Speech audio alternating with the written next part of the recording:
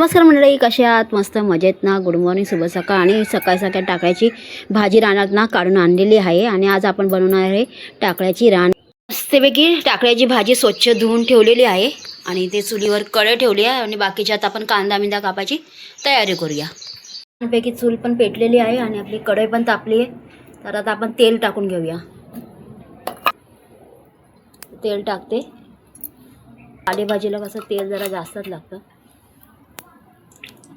तर आता आपण तेल टाकलेलं आहे, बघू शकता. आता टाकूया आपण मिरची,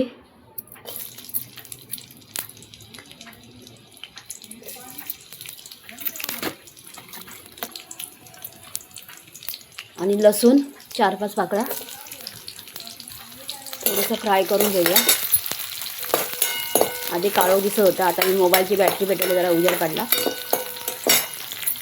आधी लक्षात नाही आलं मोबाईलची बॅटरी पेटवायला. इथे लाईट आहे पण बहुतेक लाईट गेली असणार.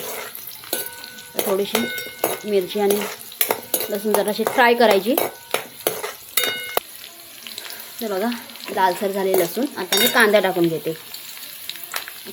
घेते. पालेभाजीला कांदा जरा जास्तच टाकायचा, म्हणजे चविष्ट होते.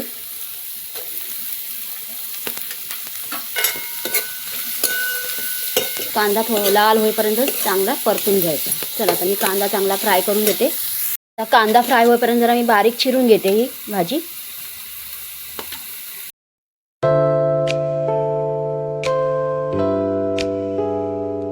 मस्तपैकी आपला कांदा फ्राय झालेला आहे आणि आग पण भरपूर पेटलेले. आता ताईंना सांगते भाजी टाका म्हणून. टाका भाजी. तर भाजी टाकून घेतोय आपण. थोडीशी मिक्स करा, नंतर टाका. म्हणजे एकदम राहणार नाही, दिसायला एवढी दिसते, शिजल्यानंतर ती कमी होणार. हां, टाका तुमच्या अंदाजाने. आता मीठ टाकून अंदाज नाही, तुम्हाला याचा अंदाज आहे. चला आता मीठ टाकून घेतो. बस मीठ टाकलं आणि मिक्स करून घेऊया. आग पण कमी केली आहे, याच्या वाफेवरच शिजेल, म्हणजे निकाऱ्यावरच शिजेल ती भाजी. चला मिक्स करून घेतली. झाकण काढून बघू भाजी. छानपैकी आपली भाजी तयार होत आली आहे. परतून घेते जरा. तर मस्तपैकी आपली भाजी तयार झालेली आहे, बघू शकता मंडळी. आणि वरतून खोबरं टाकलं आहे आणि मस्त ते आम्ही खाऊन बघतो. मस्तपैकी या मंडळी टाकळ्याची भाजी आणि चपाती. आज भाकरी नाही केली ना? रोज भाकरी करतात, आज भाकरी नाही केली. एकदम भारी झाले, मस्त झाले ना.